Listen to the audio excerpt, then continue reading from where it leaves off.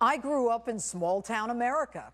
As a kid, I worked in a dairy. My father and grandfather both fought in World War II. There were a lot of constants in my life, things I could rely on. Church on Sundays, the Pledge of Allegiance at school, the love and support of mom and dad, and the fact that I lived in the greatest country in the world, where every day dreams come true.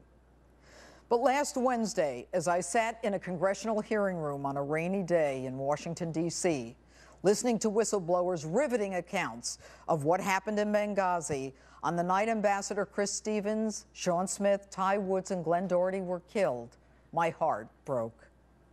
Hello and welcome to Justice. I'm Judge Jeanine Pirro. Thanks for joining us tonight. I've spent my career assigning blame for wrongdoing, instructing jurors on how to assess the truth, telling them to use their common sense in deciding who's credible, who has something to gain, something to lose, who has a motive to lie, telling them if someone lies once, you're free to assume they'll lie to you again. And there is something about the truth when you hear it. You simply know it. On the night he died, Ambassador Chris Stevens called whistleblower Greg Hicks to say, "We're under attack." The statement, clear, unequivocal, and foreboding. And Hicks did everything he was supposed to, activating the emergency response plan, mobilizing a team to repel the attack, calling the State Department's Operations Center, continuously updating the Operations Center throughout the night, even chartering a plane to fly the Tripoli response team to Benghazi.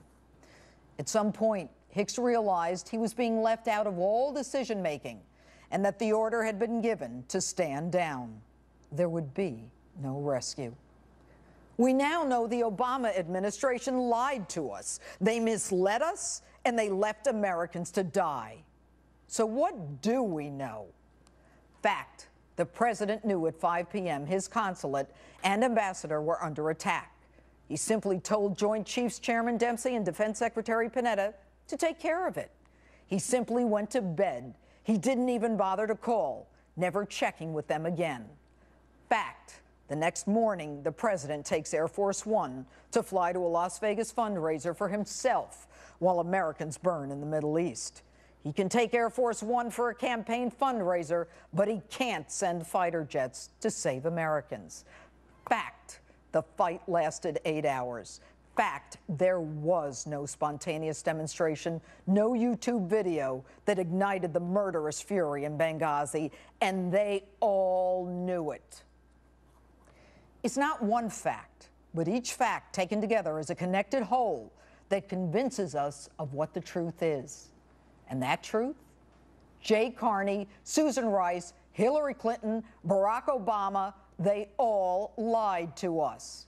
Now, I'm tired of the sugarcoating. I'm tired of putting truth to the falsehood. A lie is a lie is a lie. Let's call it what it is. The whistleblowers changed everything. The ones who were instructed by Hillary's chief of staff, Cheryl Mills, not to speak to anyone alone about Benghazi, including congressmen. But Greg Hicks says it best. The job now is a significant, it's a demotion. So I've been effectively demoted from deputy chief of mission to desk officer.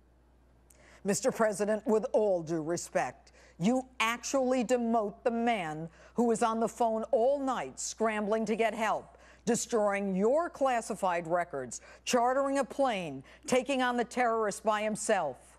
Why? Why would you do that? Why would you demote a hero?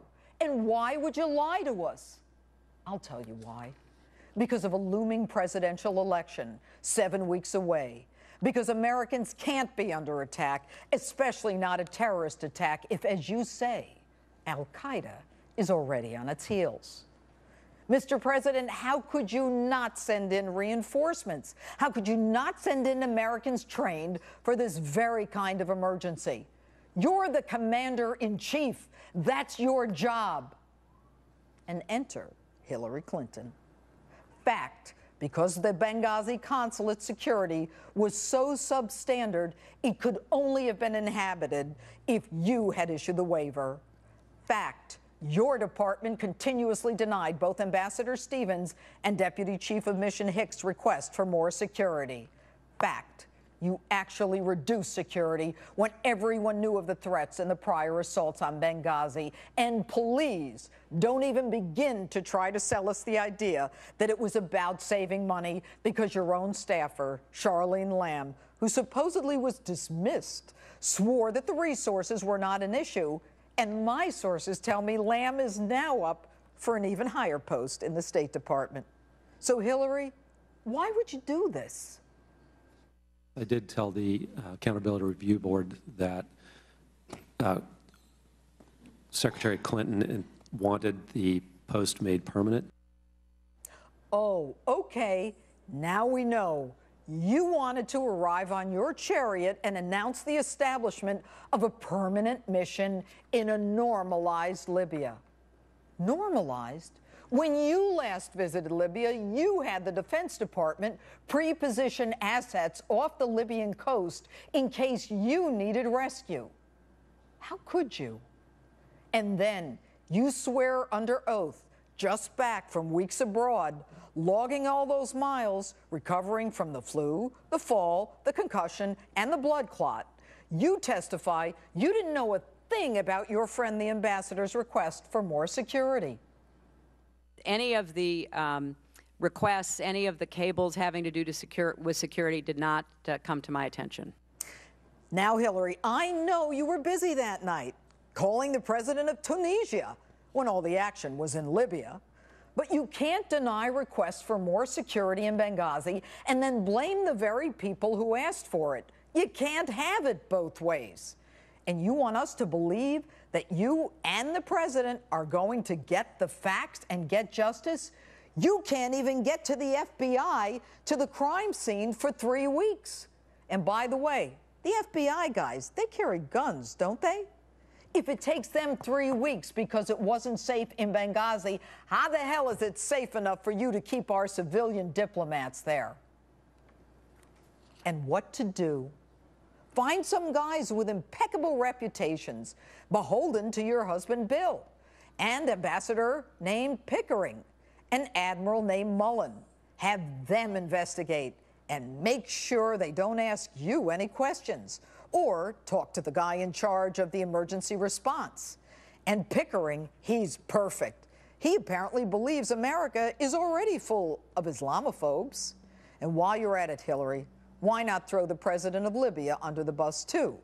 The man who traveled to Benghazi at great personal risk, confirming almost immediately what you already knew, that it was a terror attack, and you basically call him a liar or clueless to the rest of the world.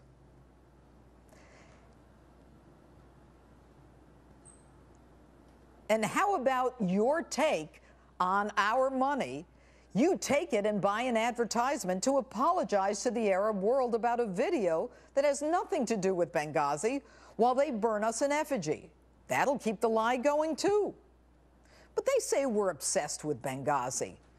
The New York Times says that our Benghazi obsession is all about hysterical allegations of crimes equal to Watergate. Really? My memory may not be all that great, but nobody died at Watergate, and no one was left on the battlefield. Our Congress, though, they're good. They'll get to the truth. I find it truly disturbing and very unfortunate that when Americans come under attack, the first thing some did in this country was attack Americans, attack the military, attack the president, attack the State Department, attack the former senator from the great state of New York, former Secretary of State Hillary Clinton. You're kidding, right? We have the best military in the world. But even with all of their technological advances, they could not get there in time. Now, this guy hasn't even heard the testimony, and he's already accusing the man who has the most to lose, his own life, and who was actually on the ground and in the battle, of lying. And it gets worse. Death is a part of life. What difference at this point does it make? it's as if they're saying, enough with the dead and on with the living, on to my next election. And remember this one? The White House and the State Department have made clear that the single adjustment that was made to those talking points by either of these two institutions were changing the word consulate to diplomatic facility because consulate was inaccurate. Today we know that was a bold-faced lie. There were 12 deletions of references to terrorism at the instruction of the White House and the State Department. Hillary's henchwoman, that temple of veracity, Victoria Nuland, actually tells the CIA to remove any reference to the prior Benghazi security warnings because it could be used against Hillary. But my favorite, Leon Panetta. There just wasn't enough time. Listen to this one from 7 months ago. A Monday morning quarterbacking going on here. Basic principle is that you don't deploy forces into harm's way without knowing what's going on, without having some real-time information. There wasn't enough time? How did you know the fight wouldn't last 24 or 48 hours or more? In which case you could have gotten rescuers there. You could have saved Americans, but you didn't even start the process because you had no intention of saving those lives. You should be ashamed of yourself. Yes, Wednesday was a sad day for me personally, for the families of those killed, and for any American who believes, as I do, that America is the citadel of honor and freedom. This past week, the dreams that I had as a little girl in that small town were shattered.